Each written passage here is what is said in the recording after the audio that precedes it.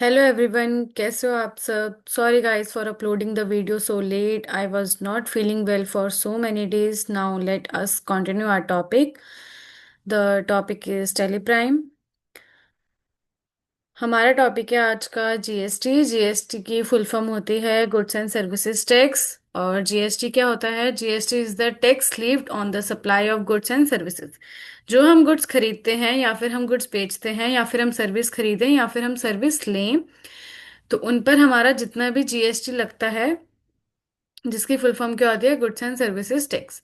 दो टाइप के GST registration होते हैं, एक होता है कॉम्पोजिशन फर्म, एक होता है रेगुलर फर्म। जब हम अपनी कंपनी ओपन करते हैं या फिर हम अपनी न्यू कंपनी खोलते हैं, यानी कि, तो उसे हमें इन दोनों रजिस्ट्रेशन में या फिर कॉम्पोजिशन में करा सकते हो या फिर रेगुलर में। अब ये भी नहीं कि किसी में भी ऐसे ही करा लो, इसके दोनों के हम डिफरेंशिएट बिटवीन पढ़ेंगे। डिफरेंशिएट बिटवीन है कॉम्पोजिशन है रेगुलर फर्म में, उसके कुछ बेसिक्स ऑफ कंपैरिजन दे रखे हैं। कॉम्पोजिशन फर्म दे रखा है और रेगुलर फर्म। सबसे पहले दे रखा है रजिस्ट्रेशन। अब रजिस्ट्रेशन कौन कौन करा सकते हैं? Volunteer scheme available for small tax payers, mandatory if turnover exceeds the prescribed limit. अब जो हमारे कॉम्पोजिशन फर्म होता है, अगर वो स्मॉल टैक्स पेयर्स पे हैं, जिनका बिजनेस स्मॉल होता है, वो कॉम्पोजिशन फर्म में करवा सकते हैं रजिस्ट्रेशन। और जिनका बिजनेस लार्ज स्केल या मीडियम पे होता है, वो रेगुलर फर्म में कराएंगे। फिर आता है इसकी एलिजिबिलिटी। एलिजिबिलिटी क्या होती है? अगर जो कॉम्पोजिशन फर्म है उसकी businesses with aggregate turnover up to 1.5 crore 75 lakh for any states. अब जो कॉम्पोजिशन फर्म है उनकी जो टर्नओवर होता है वो 1.5 करोड़ तक की होती है।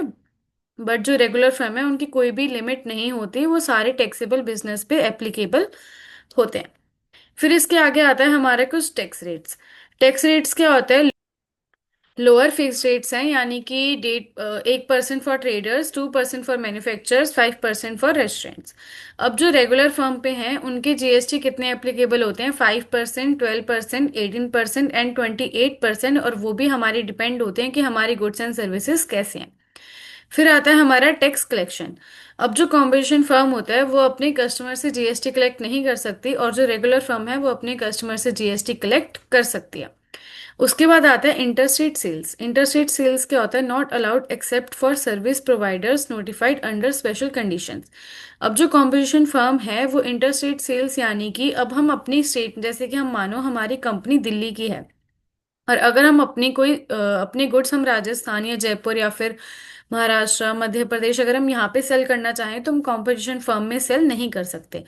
पर ये चीज़ रेगुलर फर्म में अवेलेबल है। अगर आपकी कंपनी दिल्ली की है तो, और अगर आपको राजस्थान, जयपुर, महाराष्ट्र, मध्य प्रदेश, उत्तर प्रदेश, अगर हरियाणा, कहीं पे भी आपको अपनी गुड्स सेल करने हैं या परचेज करने हैं, तो आप दूसरी स्टेट से परचेज भी कर सकते हो और सेल भी कर सकते हो।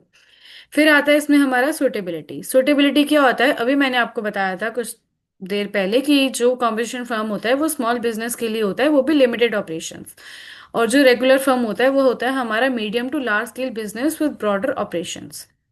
फिर आता है इसमें हमारा टाइप ऑफ जीएसटी रेट्स। अब टाइप ऑफ जीएसटी रेट्स कैसे होते हैं? अगर हमारे बिल्स कुछ 0% होंगे, यानी कि हमने 0% पे गुड्स बेचे हैं या फिर हमने 0% पे गुड्स खरीदे हैं, तो वो हमारे एग्जेम्प्टेड होते हैं।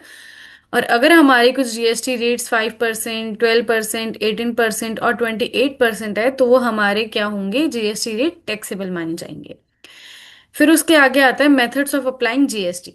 अगर मेथड्स ऑफ अप्लाइंग हम अगर देखें तो बॉट और sold goods in on state पे अगर हम कहें कि हमारा जीएसटी अगर 18% है, और हमने खुद ही, अगर हम मानो कि हमारी कंपनी दिल्ली की है और हमने अपनी गुड्स दिल्ली में ही बेचे हैं और दिल्ली में ही खरीदे हैं, तो उस पे क्या जीएसटी लगता है? उस पे लगता है एसजीएसटी, यानी कि state goods and services tax, और सीजीएसटी यानी कि central goods and services tax. अब इन दोनों पे अगर हम देखें कि अगर हमारा 18% जीएसटी है तो इस पे 9% कटेगा और इस पे 9% कटेगा। अगर हम देखें कि हमारा 12% है तो इस पे 6% कटेगा और इस पे भी 6% कटेगा। ये हमारा ओन स्टेट में होता है, जिस स्टेट में हमारी कंपनी होगी। बॉट और बॉट और sold goods in other state. अगर सोचो कि हमारी कंपनी दिल्ली की है और हमने कहीं अदर स्टेट, यानी कि राजस्थान या फिर हम जयपुर, महाराष्ट्र, इन सब में अगर हम गुड्स बेचें या फिर हम खरीदें, और अगर उस पर जीएसटी 18% लग रहा है, तो हमारा उसमें जीएसटी हम क्या लगाते हैं? आईजीएसटी, यानी कि integrated goods and services tax.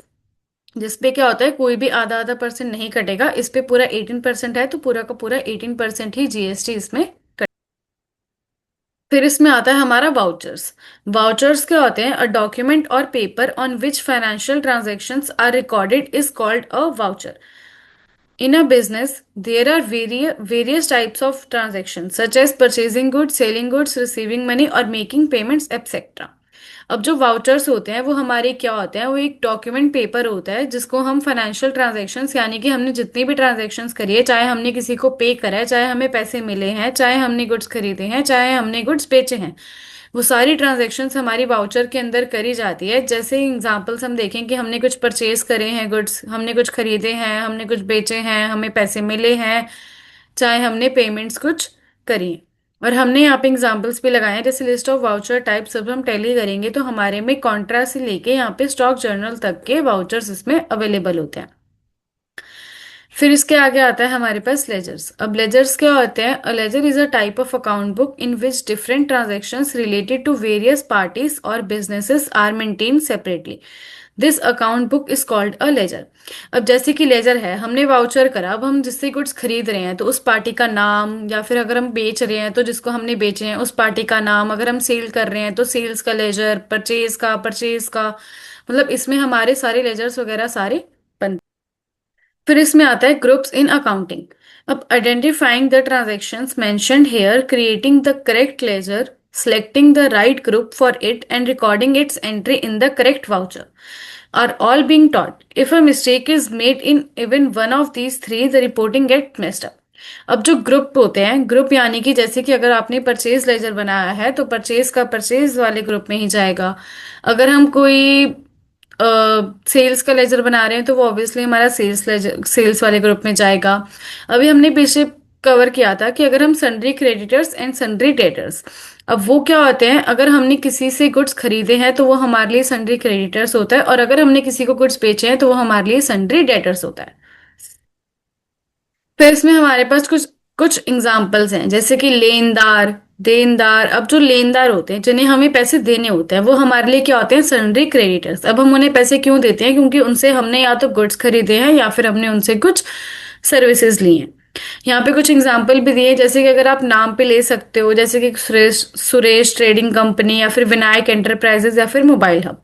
फिर आते हैं हमारे देनदार, जिनको जिनसे पैसे हमें लेने होते हैं, जैसे कि उन्हें हम वो हमारे लिए क्या होते हैं? सन्ड्री डेटर्स, यानी कि मोबाइल जोन श्याम, या फिर एंटरप्राइजेस गणेश, या फिर मोबाइल्स एयरपिट ऑटो, ऐसे। फिर इसके एग्जांपल्स आते हैं आगे। अगर बैंक के खाते हैं, जैसे कि बैंक खाता हम किसे कहेंगे? बैंक अकाउंट में। जैसे कि अगर आईसीआईसी बैंक है, या फिर एचडीएफसी बैंक है, या फिर एक्सिस बैंक है, तो वो हमारे बैंक वाले ग्रुप में ही जाएगा। अगर हमने कोई लोन लिया है, चाहे हम वो पर्सनल लोन लें, चाहे हम वो बिजनेस के लोन लें, तो वो हमारा किस में जाएगा? लोन वाले ग्रुप। अगला टॉपिक है हमारा कुछ शॉर्टकट कीज। शॉर्टकट कीज हैं हमारी कुछ वाउचर से रिलेटेड, जैसे कि अगर हमें परचेज की एंट्री करनी है तो हम फंक्शन की में से F9 को प्रेस करेंगे। अगर हमें सेल्स की एंट्री करनी है तो हम F8 को प्रेस करेंगे। अगर हमें रिसिप्ट की एंट्री करनी है तो हम F6 को प्रेस करेंगे। अगर हमें पेमेंट की करनी है तो F5, कॉन्ट्रैक्ट की तो F4, अगर हमें डेबिट नोट करनी है तो ऑल्ट F5, और अगर हमें क्रेडिट नोट करनी है तो ऑल्ट F6। हमारे पास इससे रिलेटेड कुछ गेटवे ऑफ टैली की एंट्रीज हैं, और जैसे कि बैलेंस शीट की, profit and loss, day book, dashboard, close company, debit note, credit note, ये सारी एंट्री है हमारे पास। इससे रिलेटेड हमारी कुछ अदर एंट्रीज आती हैं, जैसे कि हमारी कुछ सेविंग। अगर हम कहें कि मुझे अगर कुछ टेलीप्राइम में कुछ भी सेव करना है तो मैं कंट्रोल A को प्रेस करूंगी तो मेरी वो चीज़ सेव उसमें हो जाएगी। अगर हमने अभी पीछे पढ़ा था कि लेजर क्या होता है, अगर मुझे लेजर्स क्रिएट करने हो तो हम ऑल्ट के साथ C को प्रेस करेंगे। अगर हमने जो लेजर क्रिएट करा है, अब अगर मुझे उस लेजर को अगर एडिट वगैरह कुछ करना हो तो उस लेजर पे जाके हम क्या करेंगे? कंट्रोल के साथ एंटर। अगर मुझे कुछ डिलीट करना है तो हम क्या करेंगे? ऑल्ट के साथ D। मुझे डेट चेंज करनी है तो हम F2 से चेंज करेंगे। और चेंज पीरियड, यानी कि जो हमने पिछले वीडियो में फाइनेंशियल ईयर पढ़ा था कि हमारा 1 अप्रैल 2024 से स्टार्ट होता है और 31 मार्च 2025 को खत्म होता है, तो उसको अगर हमें चेंज करना है तो वो हम किससे करेंगे? ऑल्ट के साथ F2। फिर आता है अगर मुझे कुछ वाउचर मोड चेंज करना है या कॉन्फ़िगरेशन करनी है, या फिर मुझे अगर ये दोनों है, अगर मेरी कोई भी एक वर्ड के नीचे अगर एक एक अंडरलाइन है तो वो हमारी शॉर्टकट की ऑल्ट के साथ यूज होगी। अगर किसी लेटर के नीचे 2 अंडरलाइन है तो वो हमारी कंट्रोल के साथ यूज होगी। Thank you guys for watching this video.